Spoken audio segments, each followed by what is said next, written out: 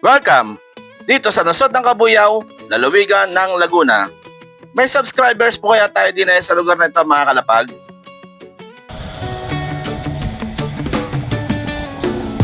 Ako si raketerong palabot, sa daan naglalakbay.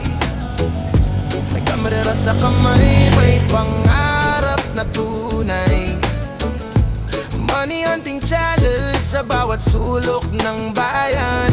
Pero ang tunay na goal ay makatulong sa kapwa-tao naman. Sa init ng araw at sa ulan ng gabi, bawat racket may dahilan, hindi lang para sa sarili. Kapag may sobra, ibinabahagi sa nangangailangan, walang pag-aalinlangan lagi. Raketerong palaboy, tara samahan mo ako. Sa bawat challenge may pusong totoo, hindi lang pera ang hinahabol ko. Tol, good morning. Raketerong palaboy, lakad tuloy. Yeah, good morning po mga kalapag. May nakita po tayo dito na si Tatang. Ayan. Nagpa-parking siya dito po sa ayan, dito sa may Mercury and 7-Eleven dito sa may highway. Abutan po natin ang pangmerienda. Let's go. Pulang buhay, may aral sa bawat laban na sabay-sabay. Sa likod ng kamera may pusong handang umalay. Para sa kapwa ko, Pilipino ako ay nakaalalay. Raketerong palaboy, tara samahan mo. Hi, good morning. Peace bomb po. Peace bomb. Yo! Pamerienda tayo. Thank you. Thank you very much. Oo. Pangalmusal. Pangalmasal. Okay tayo, pamerienda, pangalmasal. Bahala ka na. Salamat Pasensya na kayo at ilan na kayanan. Okay po. Thank you, tay. Ingat po lagi.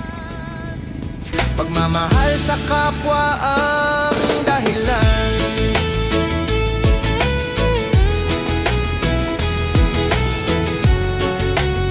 Masaya na si tatay sa 100 pesos. Raketerong palaboy, ito ang misyon ko. Mag-rocket para may maibigay sa tao. Sa bawat vlog may kwentong may aral, na ang tunay na yaman ay pusong marangal. Nandito po tayo sa highway ng Sala, may Kabuyaw. Sana nandito na yung yung pipe. Nagpa-parking din yun dito eh. Pipe siya, tapos mahina rin yung pandinig niya. So wala siyang ibang alam na pangkabuhayan. Siyempre PWD. So yun lang yung kakayahan niya para magkaroon ng pera. Abutan din natin ang pamerienda. Ito, nandito pala si Pipe. Ito, nasa buti maaga siya. Nasa ibay. Ayan. Tatawagin na lang natin.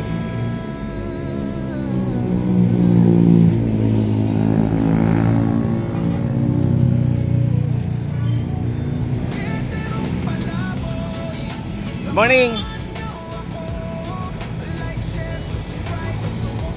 Peace bomb, peace bomb. Oh, pamerienda.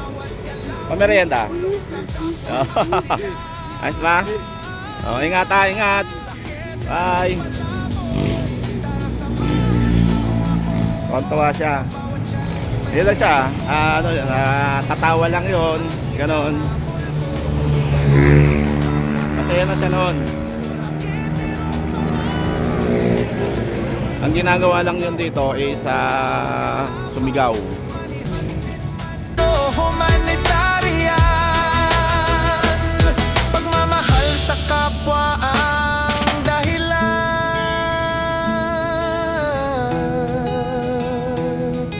Oh.